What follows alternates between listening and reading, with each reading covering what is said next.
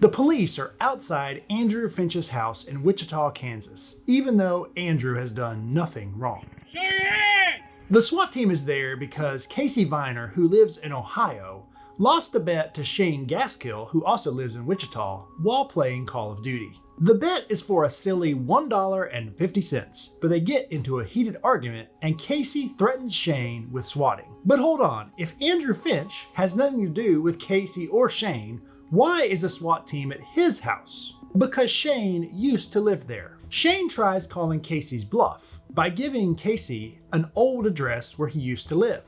However, Shane no longer resides there. Instead, Andrew Finch and his family do. So to make good on his threat, Casey finds Tyler Barris, who lives in California, and contacts him. Tyler calls the Wichita police and falsely reports some serious crimes. I shot him in the head and he's not breathing anymore. I already poured gasoline all over the house. I might just set it on fire. Because of the serious nature of Tyler's call, the police don't just send an officer or two to check out what's happening. They send the entire SWAT team. And that's where the term swatting comes from. When the police arrive at Andrew Finch's house, they are expecting a very dangerous situation. However, as the events unfold, Andrew, who is unarmed, is eventually shot and killed by Officer Justin Rapp. And you would hope that swatting is a rare occurrence because this is a tragic situation, but unfortunately, it's not. Just a few months ago, a teenager in Florida was arrested and charged for his role in hundreds of alleged swatting incidents. Alan Winston Fillion, just 17 years old, is allegedly behind incidents targeting high schools, historically black colleges, and even the homes of FBI agents themselves. Allegedly, he even targeted his own home.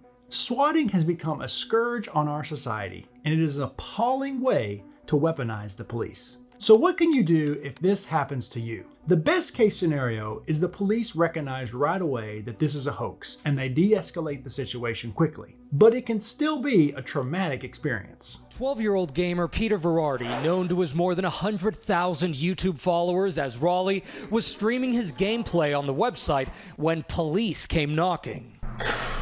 We got spotted, guys. We got spotted.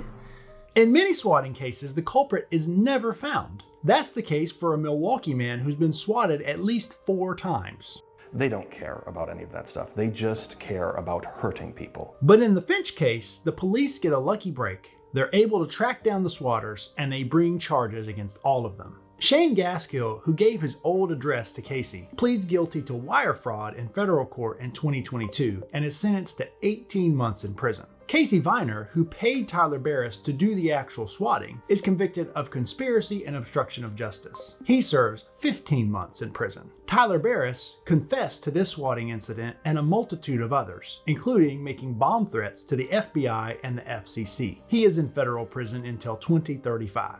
The Finch family sued the city of Wichita for their police officer shooting and killing their innocent unarmed son. And in March 2023, the city of Wichita settled with the family for $5 million. And what happened to Officer Rapp? He gets promoted to Detective Rapp. You heard that right. He shot an innocent unarmed man. The city gets sued in federal court for that shooting, and he gets promoted by the Wichita Police Department. So what should you do if you're the victim of swatting? There's unfortunately no clear way to protect yourself in this situation. If the police receive a call about an imminent threat and they deem it credible, they're going to respond in force. And there's nothing you can do to stop them. Frankly, if there was a real threat, we'd want them to respond in force. The only thing you can do, in my opinion, is to try to have video of the encounter in case something goes wrong. But most importantly, to respond to their commands quickly, such as where to put your hands, so they know that you are unarmed and they don't think that you're trying to go for some type of a weapon. This is not a situation where you want to demand to see a warrant or argue with the cops or make them nervous and give them some reason to think that you're going for a weapon. If the SWAT team is at your front door or hollering from your yard, your life depends upon being calm, cool, and collected, even if they're not. Follow orders, call an attorney later, and fight about it in court. But if there's a police officer casually knocking at your door and you didn't call them, you have different options. Check out this video to see exactly what you can do, and remember, don't talk to the police.